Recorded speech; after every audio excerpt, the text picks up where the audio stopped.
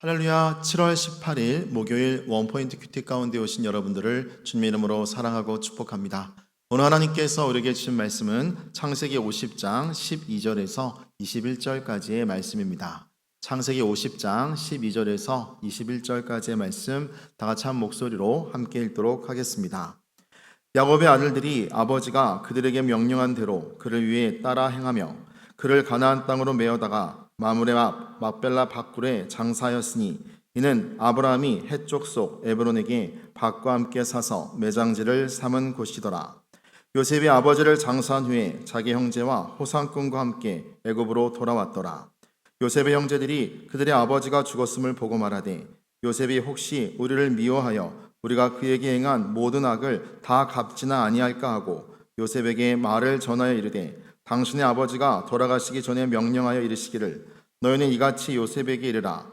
내 형들이 내게 악을 행하였을지라도 이제 바라건대 그들의 허물과 죄를 용서하라 하셨나니 당신의 아버지 하나님의 종들인 우리의 죄를 이제 용서하소서 하며 요셉이 그들이 그에게 하는 말을 들을 때에 울었더라. 그의 형들이 또 친히 와서 요셉의 앞에 엎드려 이르되 우리는 당신의 종들이니이다. 요셉이 그들에게 이르되 두려워하지 마소서. 내가 하나님을 대신하리이까. 당신들은 나를 해하하였으나 하나님은 그것을 선으로 바꾸사 오늘과 같이 많은 백성의 생명을 구원하게 하려 하셨나니 당신들은 두려워하지 마소서. 내가 당신들과 당신들의 자녀를 기르리이다 하고 그들을 간곡한 말로 위로하였더라. 아멘. 이 시간 용서할 수 있는 이유라는 제목으로 담임 목사님께서 큐티 인도해 주시겠습니다. 할렐루야. 자, 오늘 창세기 50장 12절과 21절을 통해서 용서할 수 있는 이유, 요셉의 아주 엄청난 용서의 선포가 오늘 본문에서 터집니다. 아버지는 돌아가셨습니다. 여러분, 어제 우리 큐티를 통해서 본 것처럼 애굽의 모든 고관과 관리들 그리고 수많은 기병들까지 가나안에 와서 아브라함이 햇사람에게 샀던 막벨라 굴에 야곱도 장사했습니다. 거기서 요셉도 통곡을 하고 마지막 아버지를 떠나보냈을 때 오늘 여기 보시면은 14절 말씀에 요셉이 아버지를 장사한 후에 자기 형제와 호상꾼과 함께 애굽으로 돌아왔더라 하는 말과 함께 분위기는 반전되고 있습니다. 아버지가 떠난 것을 마지막 장례를 치르고 돌아온 요셉 앞에 두려워 떠는 무리들이 있었던 겁니다. 누굽니까? 15절 보세요.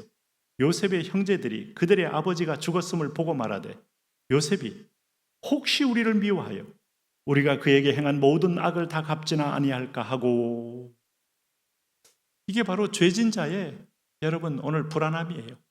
불안적 존재인 인간, 하나님께로 죄를 졌지만 언제 무슨 것으로 죄를 졌는지조차도 모르기 때문에 인생은 항상 불안에 떨고 있는 겁니다.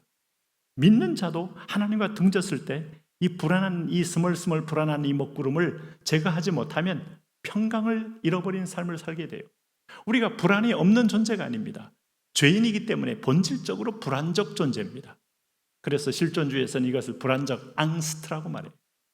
그러나 주님께 맡기면 불안은 해소되고 평강이 임합니다. 평강을 누리셔야 합니다.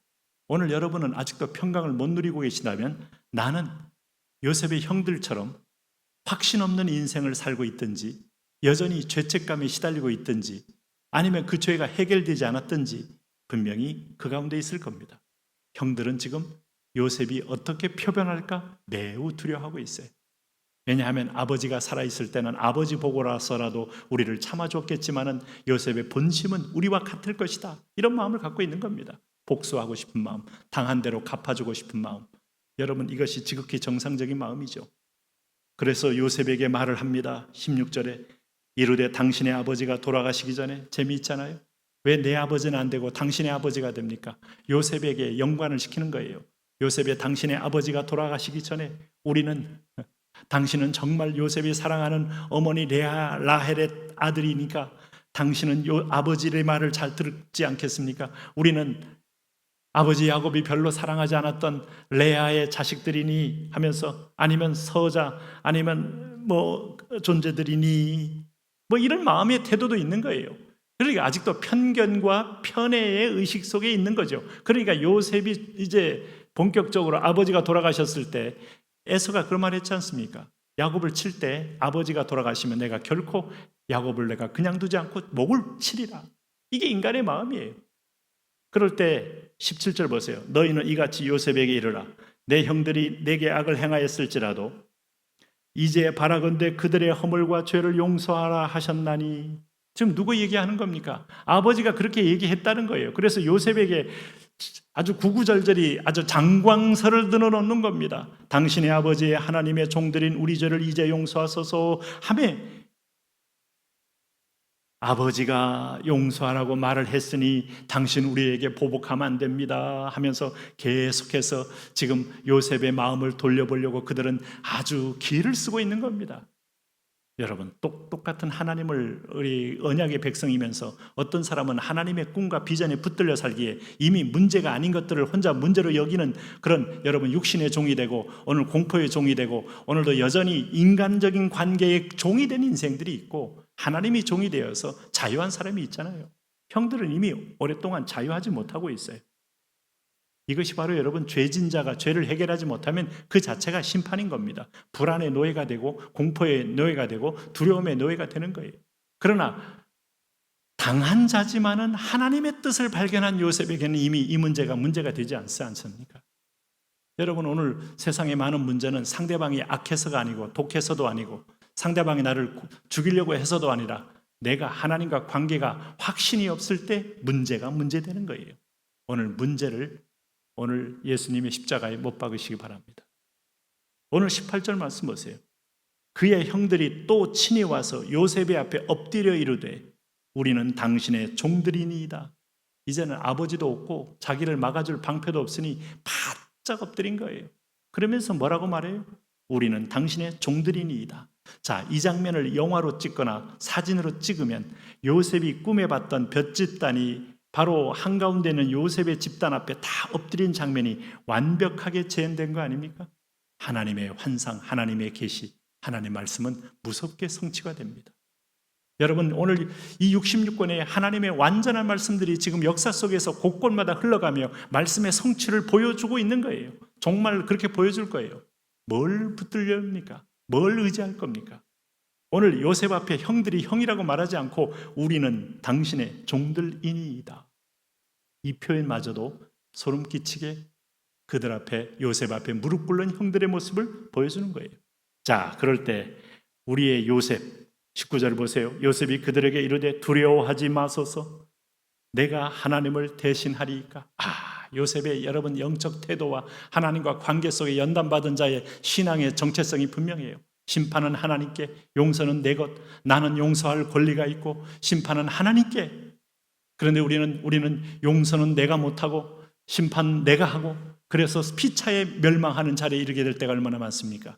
당했지만은 망할 수 있는 길은요, 내가 용서하지 않고 끝까지 상대방을 보복하려고 할 때 망할 수 있어요.